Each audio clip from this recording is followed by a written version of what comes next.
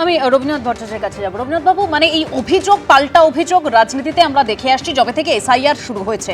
সাধারণ মানুষ তারা যেটা অভিযোগ করছেন যে তারা যখন বিএলও, ইআরও বা এইআরওর কাছে যাচ্ছেন তারা সঠিক তথ্য সেখানে পাচ্ছেন না যে ঠিক কি ডকুমেন্ট জমা দিতে হবে তাহলে গিয়ে এসআইআর এর এই প্রক্রিয়ায় তাদের নাম থাকবে। তো প্রশ্ন একটাই, এই যখন একটা পরিস্থিতি টালমাটাল, সেক্ষেত্রে আমরা যেটা সবাই চাই একটা বিশুদ্ধ ভোটার তালিকা, সেটা কি সম্ভব হবে? দেখুন, আজকে শেষ মুহূর্তে মানে ইলেকশনের ভোটার তালিকা সংশোধনের একদম শেষ লগ্নে এসে জানালো যে নতুন করে স্টেট রেসিডেন্সিয়াল সার্টিফিকেট দেওয়া যাবে। এটাতে কেন যেন আমার মনে হচ্ছে যে ইলেকশন কমিশন, যে কমিশনের দায়িত্ব হচ্ছে ইলেকটোরাল রোলটাকে ঠিকমতো প্রিপেয়ার করবার, অর্থাৎ রেফারির দায়িত্ব, তিনি খেলোয়াড় হয়ে পড়েছেন। আচ্ছা, এই কথাগুলো তাদের আগে মনে হয়নি? এতদিন ধরে চিৎকার করা হলো। আমি কেন বলছি স্টেট গভর্নমেন্টকে, আমি তর্কের খাতিরে ধরে নিচ্ছি স্টেট গভর্নমেন্ট সম্পূর্ণভাবে অসহযোগিতা করেছে। স্টেট গভর্নমেন্টের এটাই স্ট্র্যাটেজি ধরে নিলাম, কিন্তু ইলেকশন কমিশন যখন বলবো যে তার ৩২৪-এর ধারায় বিরাট ক্ষমতা আছে, তার এগুলো জানা উচিত ছিল, প্রস্তুতি থাকা উচিত ছিল।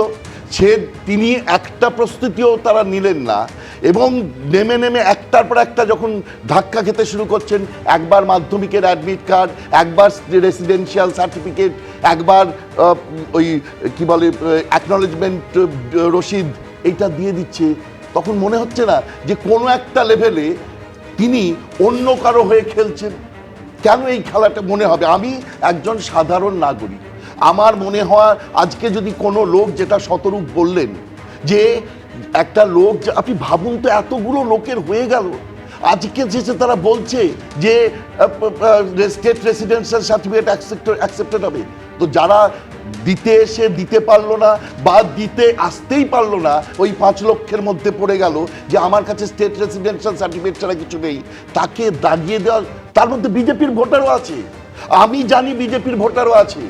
আমার কাছে যে লোকগুলো কথা বলেছে, আমি তো সাধারণ মানুষ, আমি নেতা নই, আমি গাড়িতে চড়ে ঘুরে বেড়াই না, এবং সেখানে গিয়ে সেলুনে, রাস্তায় ঘাটে যাদের সঙ্গে কথা বলেছি, তারা বলছে যে আমি কি নিয়ে যাব স্যার, আপনি বলুন আমি কি নিয়ে যাব স্যার, যে আমি গেছি অ্যাকনোলেজমেন্ট দেয়নি, আমাকে রসিদ দেয়নি, অ্যাকনোলেজমেন্ট বলতে পারিনি, বলেছে রসিদ দেয়নি, আমি সমস্ত ডকুমেন্ট দিয়েছি, আমার হয়নি, আবার আমাকে ডেকে পাঠিয়েছে, তো সেকেন্ড হিয়ারিং আমি কি নিয়ে যাব?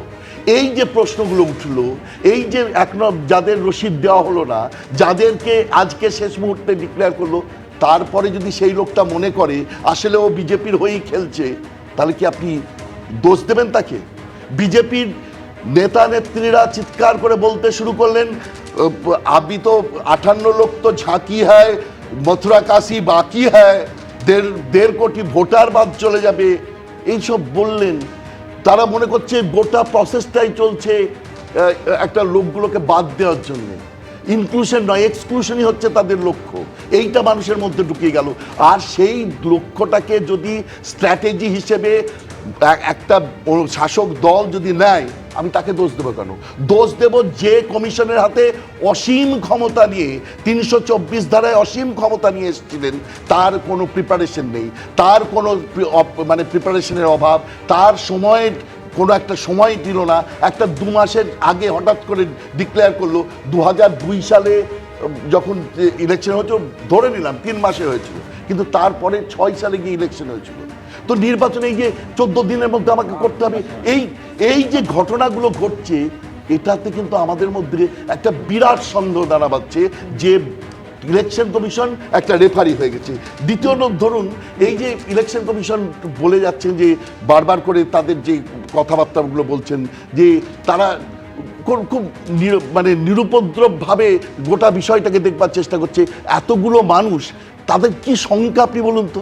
একেবারে এই আশঙ্কার জায়গা, উদ্বেগের জায়গাটা যে তুলে ধরছেন রবীন্দ্রনাথ বাবু, আমি বিমলদার কাছে আসবো। না, আমি আবার বলছি, মানুষের উদ্বেগ, মানুষের যে কষ্ট, সেগুলো কোনোটাই হওয়া উচিত ছিল না এবং নির্বাচন কমিশনকে অনেক বেশি সতর্ক হওয়া উচিত ছিল। এবং আপনি যদি পুরনো ইয়েগুলো দেখেন, আমাদের রাজ্য সভাপতি শ্রমিক ভট্টাচার্য একাধিকবার বলেছেন, জ্ঞানেশ কুমার আপনি দিল্লিতে বসে সিদ্ধান্ত নেবেন না, আপনি পশ্চিমবঙ্গে আসুন, পরিস্থিতি দেখুন। ন্যাচারালি নির্বাচন কমিশনের কাছে আমাদেরও দাবি ছিল যে আপনি আরো শক্ত হন। দ্বিতীয় কথা হচ্ছে তৃণমূল কংগ্রেস বিএলওদেরকে কাজ করতে দিচ্ছে না, মালদায় একজন বিএলও আক্রান্ত হয়েছিল, সেই প্রসঙ্গে বলেছেন, ঠিকই বলেছিলেন। দ্বিতীয় কথাতে দ্বিতীয় কথা হচ্ছে, আমরা বারবার একটা কথা যেটা বলেছিলাম আবার বলছি, যে নির্বাচন কমিশনকে আরও বেশি প্রোঅ্যাক্টিভ ভূমিকা পালন করা উচিত ছিল। কিন্তু তার মানে এই নয় যে আপনি গোটা বিষয়টাকে তৃণমূলের স্ট্যান্ড পয়েন্ট থেকে আলোচনা করবেন। আমি যেটা বলেছিলাম আবার বলছি, আজকের এই ঘটনাগুলো, এই যে সন্দেহের বাতাবরণ, এই যে মানুষের মধ্যে আতঙ্ক, সেটা কিন্তু সেটা কিন্তু তৈরি করে তারপরে রাজ্যের শাসক দল, ফলে রাজ্যের শাসক দলই এর জন্য কিন্তু এই পরিস্থিতি এইটাই বলবেন। হিয়ারিং শুরু হওয়ার আগে কোন ডকুমেন্টটা গ্রহণযোগ্য, কোনটা গ্রহণযোগ্য নয়, এইটা আগে ঠিক হওয়া উচিত ছিল, এইটা একেবারে তৃণমূল কংগ্রেস প্রথম দিন থেকে বিএলওদের BLA 2 হিসাবে হেল্প করেছে 84,000 বুথে। বিজেপির কোনো জায়গায় কোনো কর্মী ছিল না, বিজেপির কোনো আমাদের বিএলএ তৃণমূলের চেয়ে বেশি ছিল। এবার কি কথা, বললে তো হবে না, বললে তো হবে না।